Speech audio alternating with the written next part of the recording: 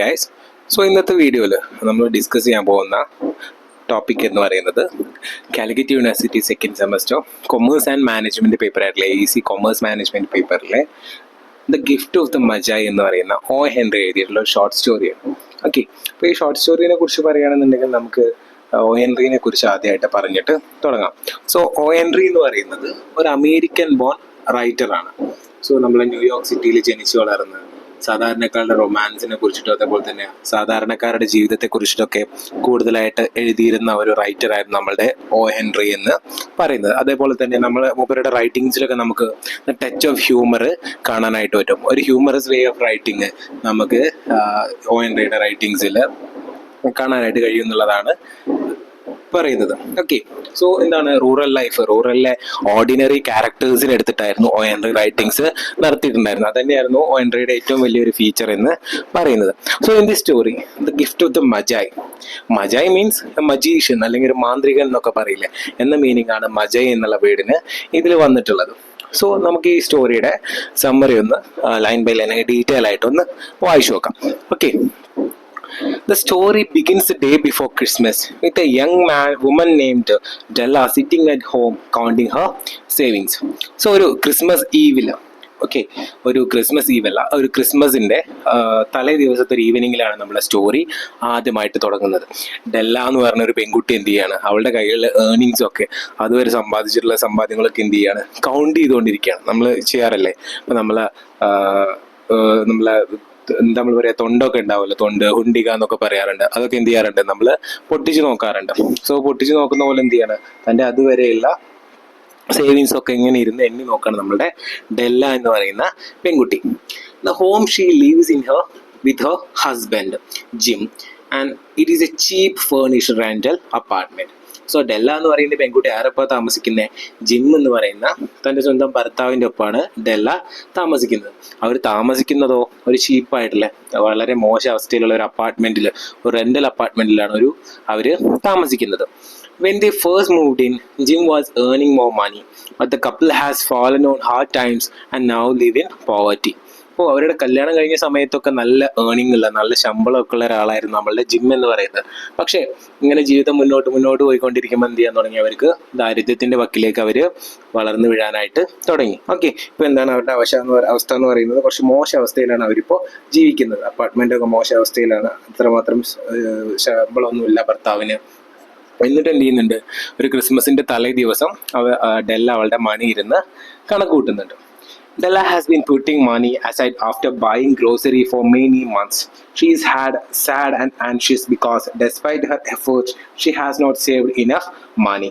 ഇപ്പം എന്ത് ചെയ്യണം, നമ്മൾ ഈ പച്ചക്കറി വാങ്ങിക്കാനൊക്കെ പോകുമ്പോൾ ബാക്കി ഉണ്ടാവുന്ന പൈസയും അതേപോലെ സാധനങ്ങൾ വാങ്ങിച്ച് ബാക്കി കിട്ടുന്ന ചില്ലറ പൈസയൊക്കെ ഒരു കൂട്ടിയിട്ട് എന്ത് ചെയ്യാണ്, ഒരു നിക്ഷേപം അല്ലെങ്കിൽ ഒരു സേവിങ്സ് എന്ത് ചെയ്തിട്ടുണ്ട്, ഡെല്ല ഉണ്ടാക്കിയിട്ടുണ്ട്. അവൾ എന്തോ ഒരു കാര്യം ചെയ്യാൻ ഉദ്ദേശിക്കുന്നുണ്ട്.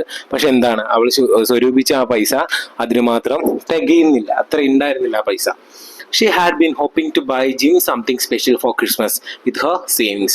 ഇപ്പോൾ സ്വന്തം വാങ്ങാനല്ല, തൻ്റെ പ്രിയപ്പെട്ട ഭർത്താവിന് തൻ്റെ ഇത്രയും കാലത്ത് ഈ ഒരു കൂട്ടി വെച്ച തുച്ഛമായത് കൊണ്ട് എന്ത് ചെയ്യാനാണ്, എന്തെങ്കിലും വാങ്ങിക്കൊടുക്കണം എന്നുള്ളൊരു ആഗ്രഹം കൊണ്ട് ഇങ്ങനെ കിട്ടുന്ന പൈസയൊക്കെ ഒരു കൂട്ടി വെച്ചിരിക്കുകയായിരുന്നു നമ്മളുടെ ഡെല്ല എന്ന് പറയുന്ന പെൺകുട്ടി. ഓക്കെ, നല്ലൊരു പെൺകുട്ടി അല്ലേ.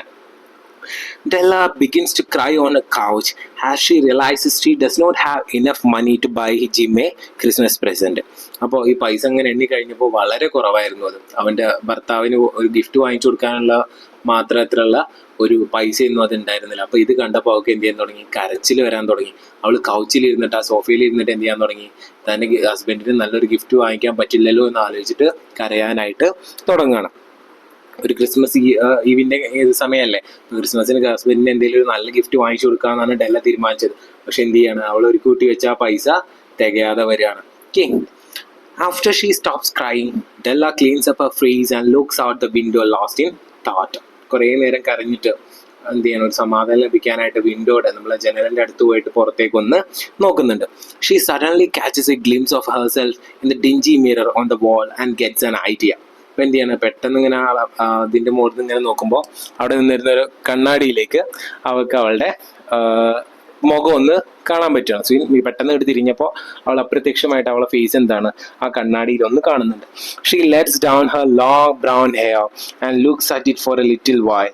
Della's hair, notable for its beauty, is a prized possession. ഇപ്പം എന്ത് ചെയ്യണം, അവളിങ്ങനെ മുഖം തിരിച്ചപ്പോൾ കണ്ണാടിയിൽ അവളുടെ ഫേസ് കാണണം. അപ്പോൾ ഫേസ് കണ്ടപ്പോൾ എന്ത് ചെയ്യണം, അവളുടെ നീളമുള്ള മുടി അവൾ കാണുന്നുണ്ട്. അപ്പോൾ ഈ മുടി വിറ്റിട്ട് ആ പൈസ കൊണ്ട് ഭർത്താവിന് എന്തും വാങ്ങിച്ചു കൊടുക്കുക എന്നുള്ള ഒരു കൺക്ലൂഷനിൽ ആരെത്തുന്നുണ്ട്, ഡെല്ല എത്തുന്നുണ്ട്. She puts on her old coat and hat and visits a shop that buys and sells hair. അപ്പം എന്ത് ചെയ്യാണ്, അവൾ പെട്ടെന്ന് കോട്ടും ജാക്കറ്റും ഒക്കെ എടുത്തിട്ട്, തണുപ്പല്ലേ, ഒരു തൊപ്പിയും വെച്ചിട്ട് പുറത്തേക്ക് പോയി. എങ്ങോട്ടാ?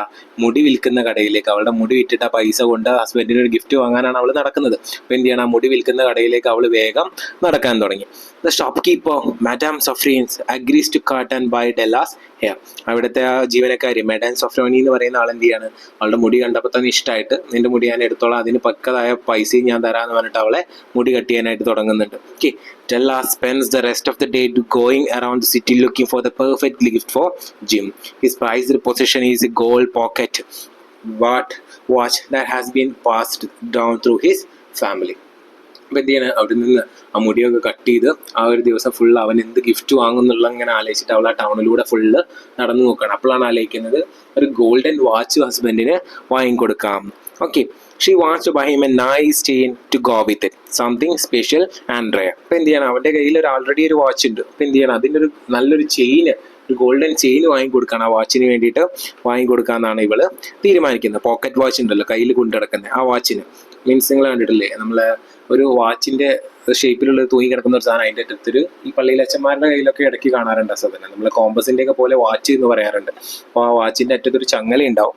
ആ ചങ്ങല ഒരു ഗോൾഡിൻ്റെത് വാങ്ങിക്കൊടുക്കാമെന്നാണ് അവൾ ആഗ്രഹിക്കുന്നത്. അവൻ്റെ കയ്യിൽ ആൾറെഡി ഒരു വാച്ച് ഉണ്ട്, അതിനൊരു ഗോൾഡൻ വാച്ചാക്കി മാറ്റാൻ വേണ്ടിയിട്ട് അവൾ ഇത് വാങ്ങിക്കൊടുക്കാമെന്ന് തീരുമാനിക്കുന്നുണ്ട്. അതെന്താണ്, റെയർ ആയിട്ടുള്ളൊരു സാധനമാണ്. Eventually, she finds a perfect platinum chain.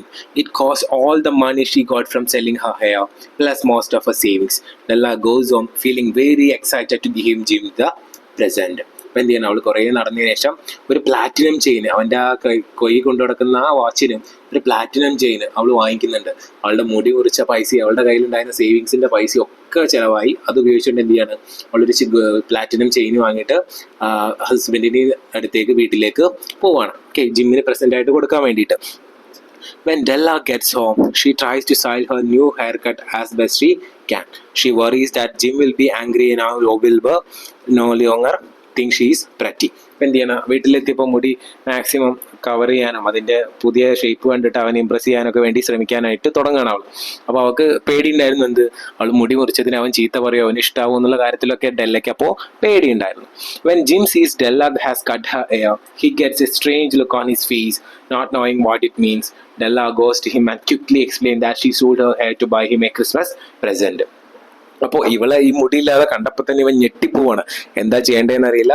അപ്പോൾ എന്ത് ചെയ്യാണ്, ഇവള് കഥകളൊക്കെ തുറന്നു പറയാണ്, നിനക്കൊരു പ്രസന്റ് വാങ്ങാൻ വേണ്ടിയിട്ടാണ് ഞാൻ എൻ്റെ മുടി മുറിച്ചിട്ടുള്ളത്, അല്ലാതെ ഒന്നുമല്ല എന്ന് പറഞ്ഞിട്ട് ഇവൻ്റെ അടുത്ത് പോയി നിൽക്കുന്നുണ്ട്. Okay, he then gives a Christmas present, a set of jeweled tortoiseshell combs she'd once admired in a shop window.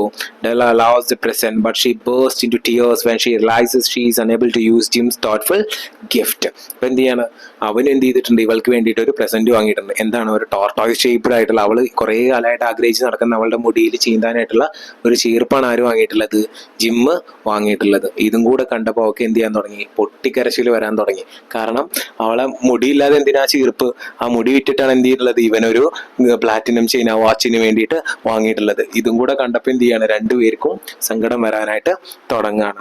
Okay, as Jim comforts her, she reassures him her hair will grow back quickly. She then excitedly gives him the platinum watch chain. Jim laughs and reveals he sold his prized watch to pay for the combs. ഇപ്പോഴാണ് ട്വിസ്റ്റുകൾ ഇങ്ങനെ വന്നുകൊണ്ടിരിക്കുന്നത്. അപ്പോൾ അവൻ അവളെ പറഞ്ഞ് ഇങ്ങനെ സമാധാനിപ്പിക്കുന്നുണ്ട്, കുഴപ്പമില്ല, ഇപ്പം സാരമില്ല, മുടി മുറിച്ചതല്ലേ എന്നൊക്കെ പറഞ്ഞിട്ട്. അപ്പോൾ അവളും തിരിച്ചു പറയുന്നുണ്ട്, എന്ത്, മുടി പെട്ടെന്ന് വളരും, ഞാൻ അപ്പോൾ അത് ചീർപ്പായിട്ട് ഉപയോഗിച്ചോളാം. ഈ സമയത്താണ് ഇവളെന്ത് ചെയ്യുന്നത്, അവന് വേണ്ടി വാങ്ങിച്ച ആ പ്ലാറ്റിനം ചെയിൻ ഇവന് കാണിച്ചു കൊടുക്കുന്നത്. നിന്റെ വാച്ചിന് വേണ്ടി ഞാൻ വാങ്ങിച്ചതാണ്, നിന്റെ കയ്യിലുള്ള ആ റിംഗ് വാച്ചിന് വേണ്ടിയിട്ട് എന്ന് പറയുന്നുണ്ട്.